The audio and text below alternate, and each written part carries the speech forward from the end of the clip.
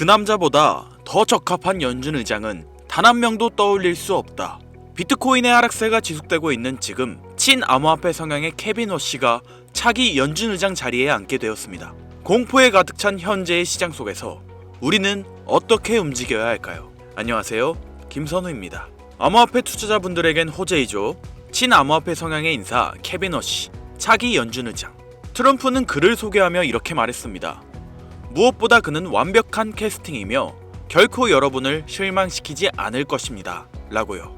단순한 인사말이 아니라 이건 선언에 가까운데요. 앞으로 펼쳐질 통화정책은 트럼프를 위한 통화정책이 될 것이라고. 파월을 향해 그토록 금리 인하를 외쳐왔던 사람이 그 바통을 누구에게 넘기겠습니까? 이건 수차례 면접을 거쳐 직접 선택한 사람에 대한 트럼프의 신뢰입니다. 트럼프는 분명 의도된 그림을 그리고 있을 건데요. 그리고 아직 확신이 없는 사람들 앞에서 월스트리트의 살아있는 전설 스탠리 드래킨밀러는 말했습니다.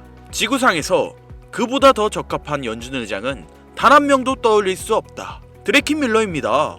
조지 소로스와 함께 영란은행을 무너뜨린 그 전설이 직접 보증한 겁니다. 이 말의 무게를 느끼시나요? 향후 통화정책이 어떻게 전개될지는 지켜봐야겠지만 적어도 한 가지는 분명합니다. 케빈 워시는 충분한 능력을 가지고 있는 사람이라는 것과 그 사람이 트럼프의 신뢰를 받는 측근이라는 것. 6월, 바로 그때 케빈 워시가 연준 의장으로서 처음 망치를 두드릴 겁니다. 그의 첫 결정이 시장에 어떤 메시지를 보낼까요? 그건 단순한 금리 결정이 아닙니다. 새로운 시대의 시작을 알리는 신호탄이 될 겁니다. 그렇다면 케빈 워시의 디지털 자산에 대한 시각, 여러분들도 들어보셔야 합니다. 비트코인은 정책 위반자들이 옳은 일을 할 때와 잘못된 일을 할 때 알려주는 중요한 자산이다. 정책에 대한 매우 훌륭한 감시자 역할을 할 수 있다. 그는 비트코인을 단순한 투기 자산이 아닌 정책의 진실 탐지기로, 즉 필요 자산으로 판단한 거죠. 그리고 40세 미만 세대를 향해 이렇게 말했죠. 비트코인은 당신의 새로운 금이다 라고요. 쉽게 이야기하면 비트코인을 대체 불가, 필수 자산으로 보고 있는 건데, 비트코인의 전 재산을 투자한 마이클 셀러는 그를 이렇게 평가하고 있죠. 케빈 워시는 연준 역사상 최초의 비트코인 의장이 될 것이다 라고요. 생각해보세요 여러분들. 비트코인을 이해하는 연준 의장, 이게 얼마나 역사적인 순간일지. 정부 셧다운 우려는 사실상 해소됐습니다. 상원이 예산안을 통과시키면서 말이죠. 차기 연준 의장 불확실성도 정리됐고 셧다운 리스크도 사라졌으니 이제 악재 두 개가 한꺼번에 정리된 겁니다. 이 상황을 두고 비트맥스의 창립자 아서 헤이지는 말했습니다. 셧다운 대비로 정부가 TGA 잔고를 쌓아 올렸다. 그래서 시중 유동성이 말려버렸고 비트코인이 하락했다. 하지만 이제 예산안이 통과됐습니다. TGA에 쌓인 그 돈이 어디로 갈까요? 재정 지출이라는 이름으로 그 돈은 결국 시중으로 쏟아져 나올 겁니다. 그리고 그렇게 풀린 유동성은 반드시 어딘가로 흘러가게 되어 있죠. 그 장소가 암호화폐 시장이라는 걸 어떻게 아냐고요? 이미 말씀드리지 않았습니까? 친암호화폐 성향의 연준, 친암호화폐 대통령 트럼프. 언론과 명분을 움직일 수 있는 두 명의 인물이 같은 팀을 이루고 있습니다. 여기에 더해 움직이고 있는 크립토 업계의 거물들. 자, 여기서 데이터 수치 한번 짚고 가겠습니다. 우리가 비트코인의 전망을 볼 때 가장 주목해야 할 지표가 있는데요. 현물 ETF, 비트코인 가격의 가장 강력한 수요처죠. 지금 4일 연속 유출세가 이어지고 있습니다. 비트코인의 가격은 조금씩 떨어지다가 이게 유입으로 전환되는 순간, 그때가 진짜 신호입니다. 단기적으로 가장 중요한 변수예요. 그러면 신호가 오기 전까지 계속 떨어지는 거냐? 아닙니다. 여기서 재미있는 소식이 들려오고 있는데요. 바이낸스 아시죠? 세계 1위의 거래소 SAFU 펀드 10억 달러를 비트코인으로 전환했습니다. 메시지는 분명합니다. 우리가 하방을 막겠다. 과거에도 창평자오는 시장이 흔들릴 때 이렇게 움직였습니다. 그리고 그 후 비트코인은 의미 있는 반등을 보여줬죠. 이뿐만 아니라 트론 창시자 저스틴 선이 동참했습니다. 크립토 업계의 거인들이 움직이고 있다는 거예요. 이건 단순한 투자가 아닙니다. 거물들이 나서서 시장 방어를 해주고 있는 거죠. 암호화폐 규제법 클래리티 법안은 상업농업위원회를 통과하였고 이제 은행위원회와 상원 전체 투표만 남았습니다. 하원은 이미 압도적인 찬성표를 보여줬고 상원만 넘으면 트럼프 서명으로 바로 법이 제정됩니다. 물론 전통금융권이 SEC와 손잡고 방해하겠죠. 하지만 그건 유리한 테이블을 가져가기 위한 쇼맨십에 불과해요. JP모건 같은 금융권들, 표면적으로는 법안을 반대하면서 뒤에서는 가상화폐 인프라를 깔고 있습니다. 미국 25대 은행 중 60%가 이미 비트코인 서비스에 진출했지 않습니까? 2026년 이 해는 어쩌면 역사책에 기록될 해입니다. 디지털 자산이 합법적으로 명확하게 제도권 안으로 들어온 해로, 이는 허무맹랑한 가능성의 이야기를 말하는 게 아니에요. 실제로 온체인 데이터를 확인해보면 개인 투자자들 공포에 질려 시장을 떠나고 있습니다. 30일 수요 변화 급락, 단기 홀더들의 손절러시, 시즌 끝났다, 사이클 종료다 외치며 떠나고 있죠. 뭐 비트코인 하락 시기에 항상 나오는 익숙한 풍경이죠. 하지만 반대편을 보면 장기 축적 주소들 수요가 급증하고 있고, 기관들은 개인들이 던지는 물량을 조용히 묵묵히 흡수하고 있습니다. 이게 시장입니다. 약한 손이 떠날 때 강한 손이 들어오고, 공포가 지배할 때 기회가 찾아옵니다. 그리고 가장 중요한 소식, 금 이틀 동안 폭락했습니다. 상승 추세 완전히 깨졌죠.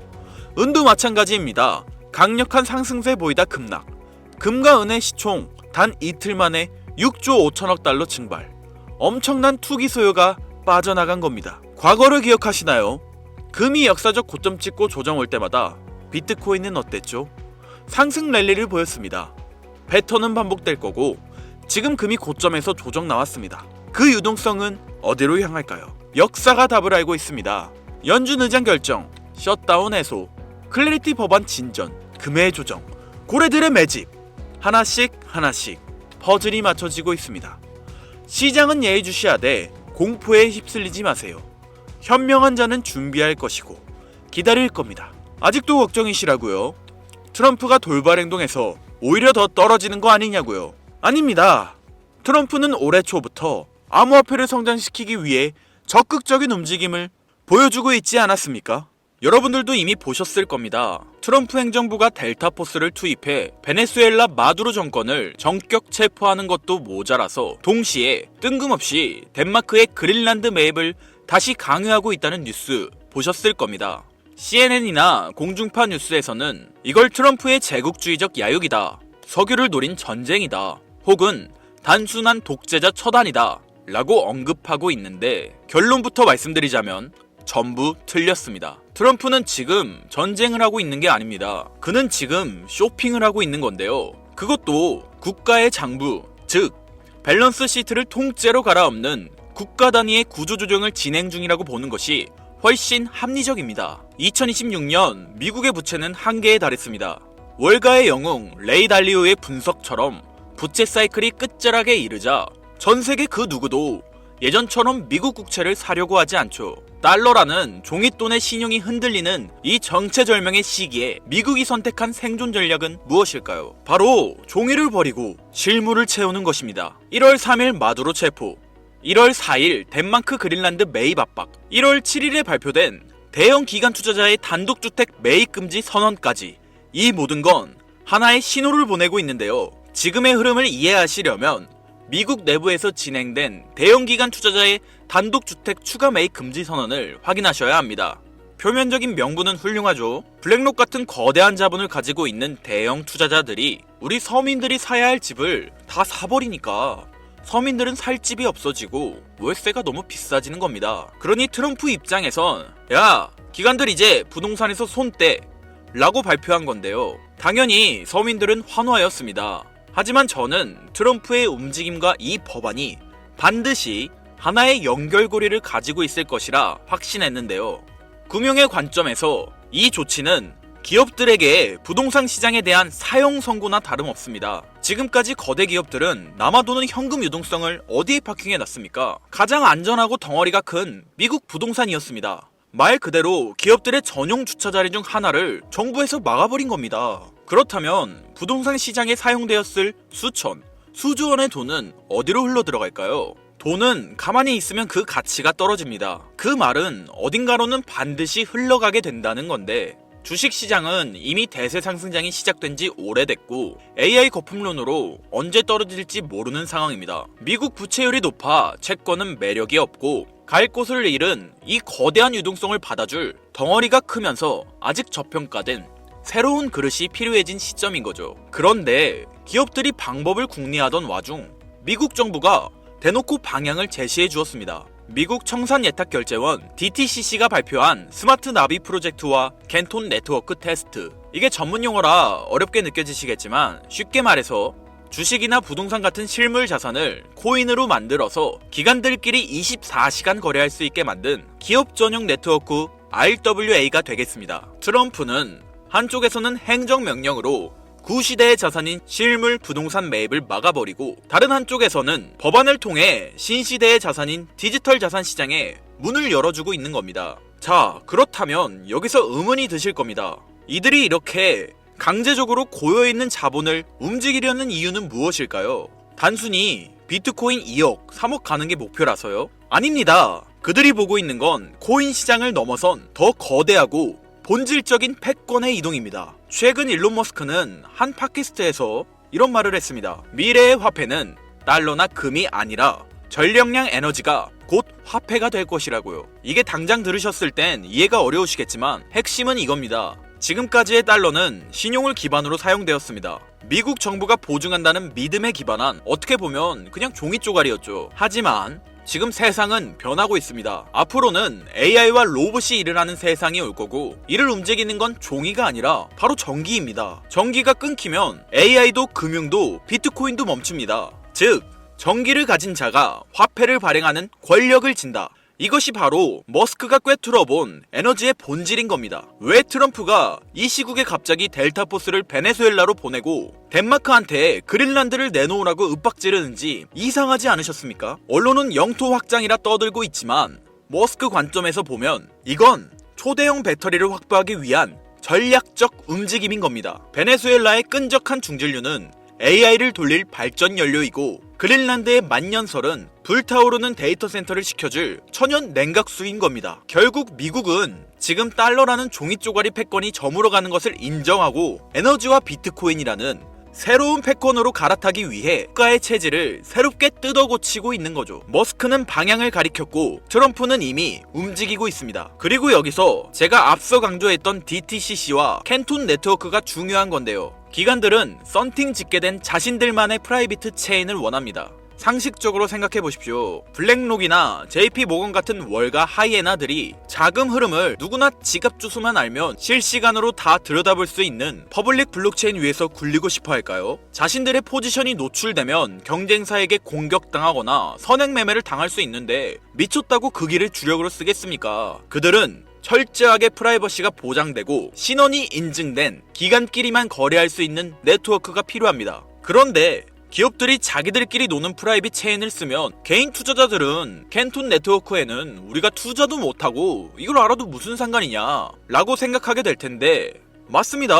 우리는 여기에 투자를 못하죠. 하지만 여기에는 틈새가 존재합니다. 기관들이 자기들끼리 지하 고속도로에서 돈을 굴리더라도 결국 그 유동성을 현금화하거나 외부로 빼내려면 반드시 일반 국도인 퍼블릭 체인과 만나는 인터체인지를 거쳐야만 합니다. 즉, 기관의 프라이빗 장부와 우리가 쓰는 퍼블릭 블록체인을 기술적으로 그리고 법적으로 연결해주는 유일한 연결고리. 그러면서도 머스크가 강조한 에너지 데이터까지 처리할 수 있는 미들웨어 코인이 반드시 필요한 거죠.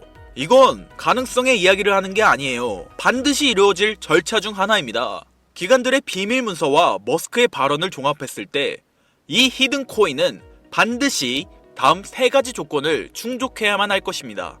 첫 번째 조건, 기관들의 자금은 캔톤 네트워크라는 자기들만의 지하 벙커에 숨어 있습니다. 기관들이 캔톤 네트워크 지하에서 굴리던 자산을 밖으로 빼낼 때 빠르고 거대한 물량을 순식간에 소화시킬 수 있어야 하죠. 즉, 여러분이 찾아야 할 코인은 이더리움 계열의 느려터진 구형 모델이 아니라 기관들의 고속 거래를 감당할 수 있는 새로운 인프라 안에 숨어 있을 확률이 매우 높습니다. 두 번째 조건, 머스크의 영수증이어야 합니다. 이게 진짜 핵심인데요. 일론 머스크는 앞으로의 화폐는 전력이라고 말했습니다. 발전소에서 생산된 전력, 데이터 센터의 컴퓨팅 파워, 이 무형의 에너지를 실시간으로 블록체인에 기록하고 토큰으로 바꿔주는 기술. 전문 용어로 DP인이라 불리는 탈중앙화 물리 인프라가 결합되어야 하죠. 단순히 금융만 연결하는 게 아니라 에너지 데이터를 처리할 수 있는 오라클 기능이 탑재되어 있어야 하는 겁니다. 세 번째 조건, 규제 준수 딱지가 붙어 있는가입니다. 익명성 뒤에 숨어서 자금 세탁이나 하는 코인들은 기관들이 사용할 수 없습니다. 반대로 디지털 신원 인증 기능이 내장되어 있어서 이 돈은 불법 자금이 아니라 삼성전자가 보낸 돈입니다 라고 꼬리표를 붙여줄 수 있는 화이트리스트 코인. 기관들은 오직 이런 코인만 파트너로 인정할 텐데요. 이 세 가지를 충족시키는 코인은 단 하나입니다. 여기서 이제 그래 네가 생각하는 그 종목이 뭔데? 라고 답답해 하실 분들이 있으실 거예요. 제가 여러분께 종목을 딱 정해드리면 속이 시원하시겠죠? 하지만 저는 종목을 찝어주는 리딩방을 운영하려는 게 아닙니다. 저는 여러분께 고기를 잡을 수 있는 그물을 만들어 드릴 건데요. 이 그물에 걸리는 코인이 있다면 그게 바로 2026년 전 세계에서 가장 주목받는 히든 코인이 될 것입니다. 그리고 그 히든 코인을 저는 영상에서 공개할 생각입니다. 솔직히 남들에게 공유해드리는 게 아깝습니다. 저 또한 전업 트레이더이기 때문에 한 달, 두 달을 밤을 새워가며 분석한 이 종목을 그냥 공개한다는 게 솔직한 마음으로 아깝다는 심정이 드는 게 사실입니다. 화면에 보이는 번호 제 개인 번호입니다. 아까운 건 아까운 거고 제 영상을 끝까지 시청해주신 것에 대한 고마움을 저는 알고 있기 때문에 아쉬운 마음을 뒤로하고 구독자님들에게 공유하기로 마음먹었습니다. 자료라고 문자 보내주세요. 혹시 화면이 잘 안 보이신 분들은 댓글에 있는 링크를 통해 연락처를 남겨주시면 제가 해당 자료를 공유해드리도록 하겠습니다. 전해드릴 내용은 여기까지이고요. 영상 재미있게 보신 분들은 구독과 좋아요 한 번씩 꾹꾹 눌러주시고 다음에 더 좋은 영상으로 찾아오겠습니다. 감사합니다. 김선우였습니다.